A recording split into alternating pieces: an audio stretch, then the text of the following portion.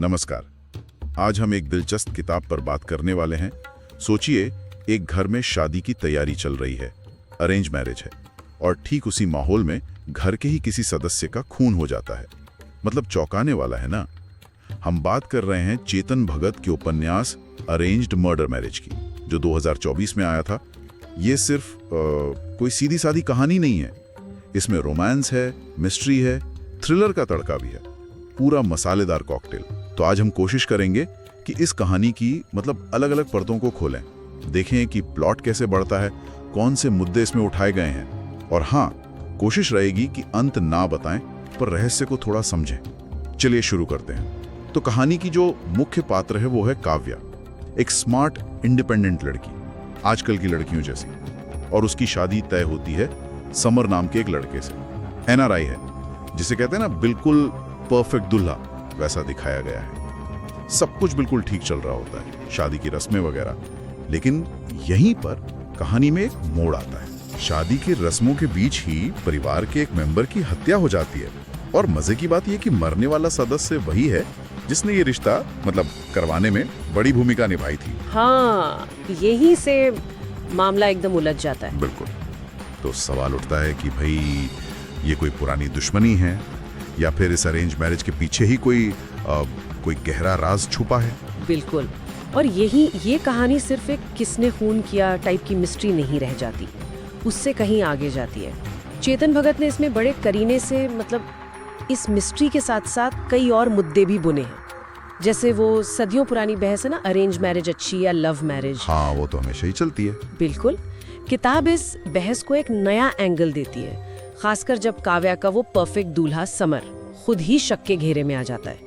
तो सवाल ये उठता है कि क्या अरेंज मैरिज में जो सेफ्टी दिखती है वो सिर्फ एक भ्रम है। हाँ, और वो जो आपने पहले जिक्र किया था, सामाजिक मुखौटे वाली बात, कि कैसे परिवार, खासकर हमारे समाज में, अपनी इज्जत बचाने, दिखावा करने के लिए किसी भी हद तक चले जाते हैं। सही कहा।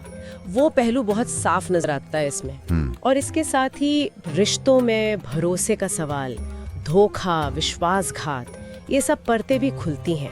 आप सोचिए, दो लोग जो एक दूसरे को ठीक से जानते भी नहीं, शादी करने जा रहे हैं, और उसी वक्त उन्हें एक मर्डर मिस्ट्री भी सुलझानी है, जिसमें शक की सुई अपनों पर ही जा रही है। मुश्किल है, बहुत मुश्किल। हाँ, ये उनके रिश्ते को बनने से पहले ही एक तरह से टेस्ट करता, हिला देता है। और ये आज के युवाओं के उस संघर्ष को भी दिखाता है, जो अपनी संस्कृति, अपनी जड़ों और अपनी नई ख्वाहिशों के बीच कहीं कहीं फंसे हुए हैं। तो काव्या और समर के लिए डबल चैलेंज हो गया। एक तरफ कातिल को ढूंढना है, हाँ, और दूसरी तरफ इतने तनाव और शक के माहौल में अपने रिश्ते को भी बचाना है, जो अभी ठीक से शुरू भी नहीं हुआ। बिल्कुल। ये देखना दिलचस्प है कि वो ये सब कैसे मैनेज करते हैं, कैसे वो जांच और अपने रिश्ते में संतुलन बनाते हैं।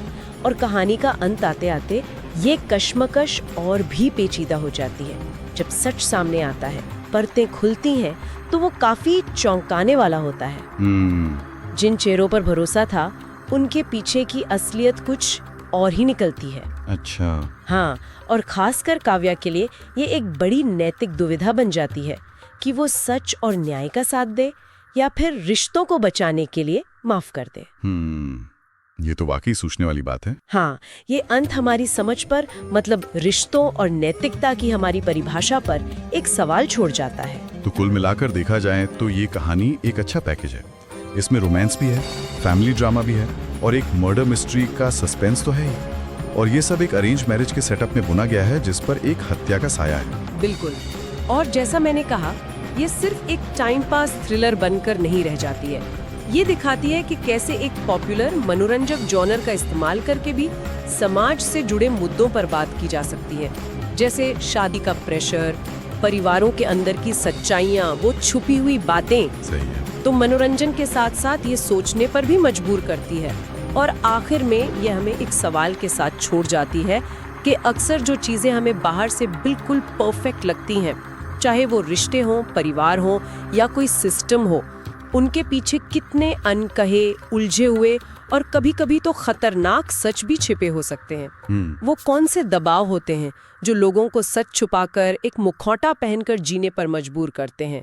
इस पर जरूर सोचिएगा।